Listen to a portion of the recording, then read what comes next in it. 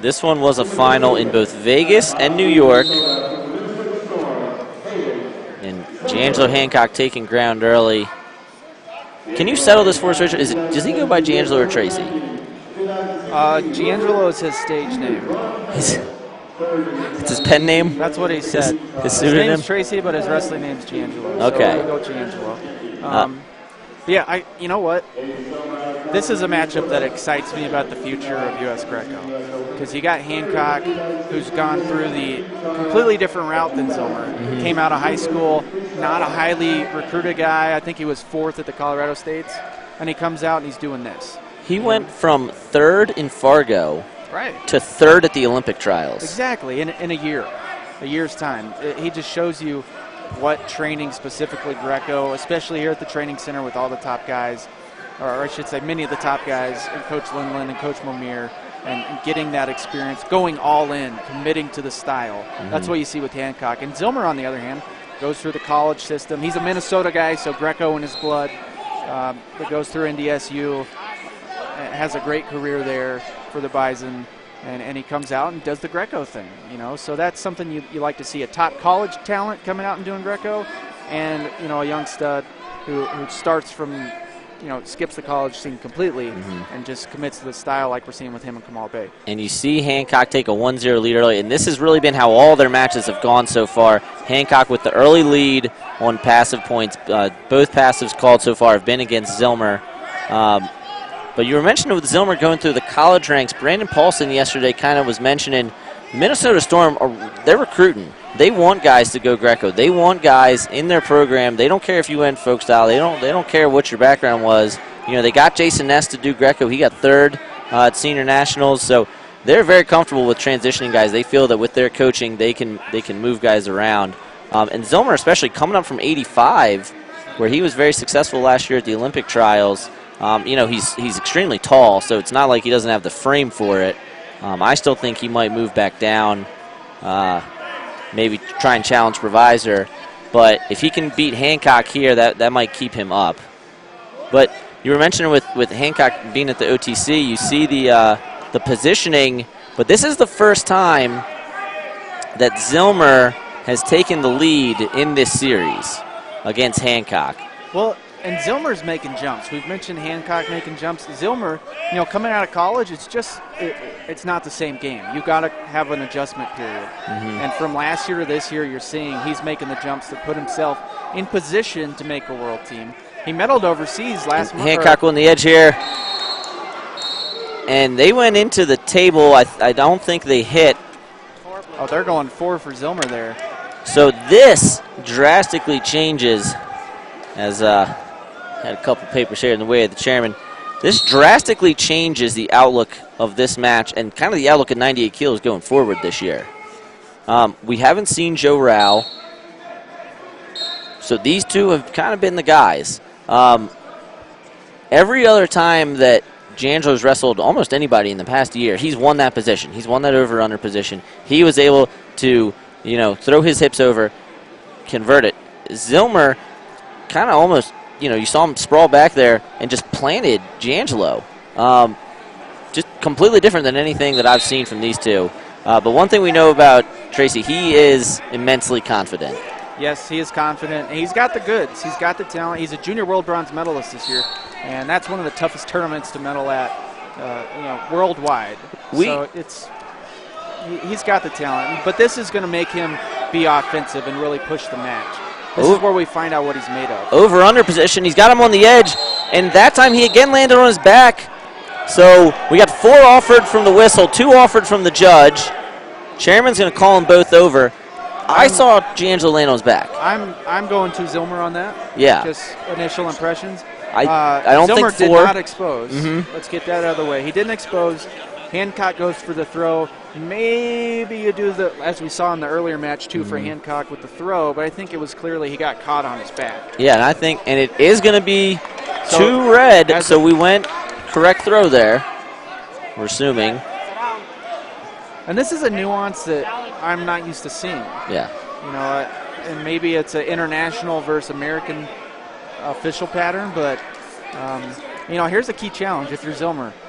Do you go for the bigger lead, or do you Do you stay with the 5-3? And people kind of telling him no. You hear from the crowd. Well, if you challenge this and you lose, it's 5-4. Right. And again, you were saying with the kind of differences in the international, UWW in constant communication with these officials about little tweaks to the rules, interpretations of the rules. So it's very possible that this year they may want to emphasize, hey, correct throws on the edge. Right. This is something we want to see. We want to make sure guys are being rewarded for attempting things.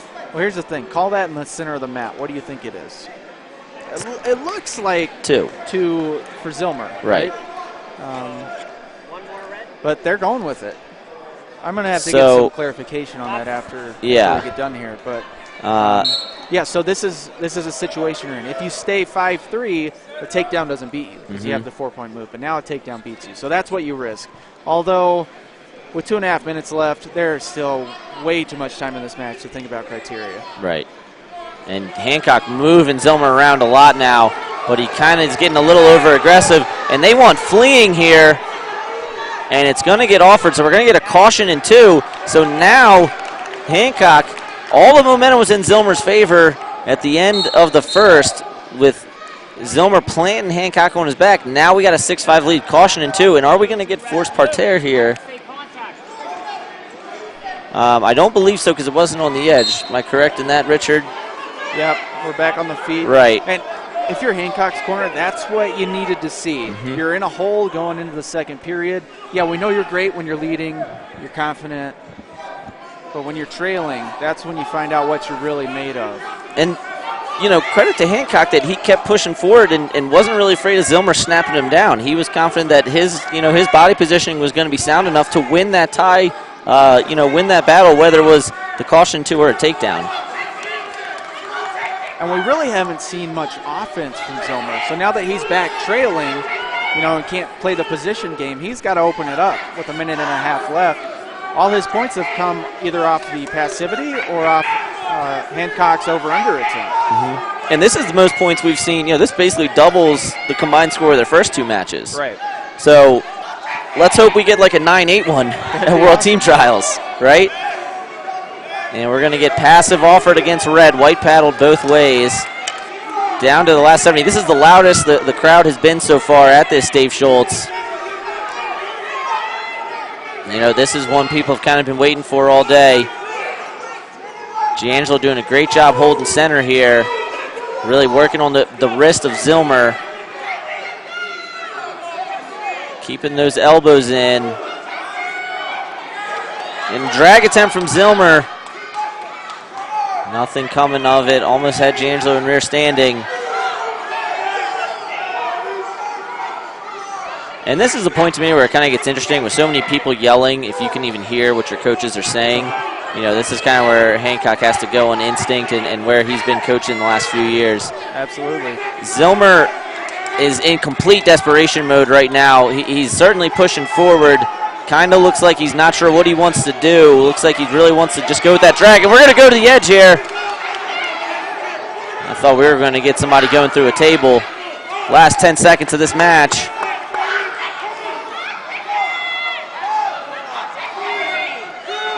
So that's going to do it.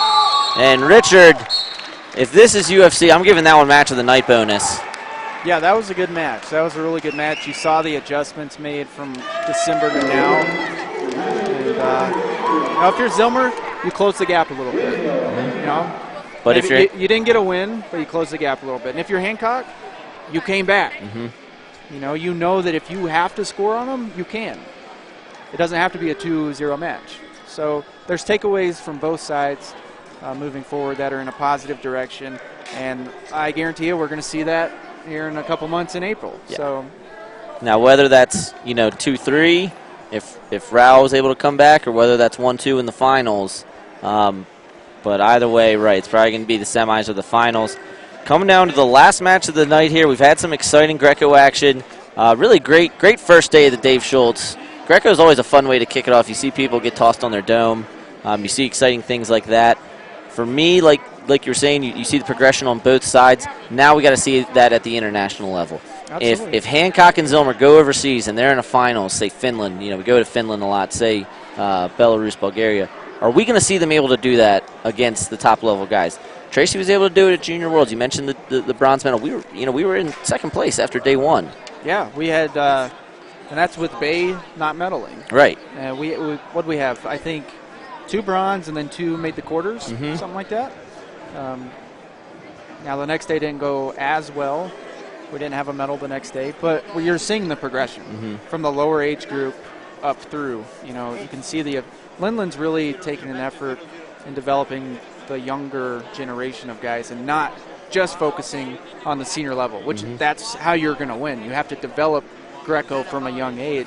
And because these Europeans, they wrestle Greco from day one. They only wrestle Greco. Right. You don't wrestle both styles. You don't wrestle folk style. You focus on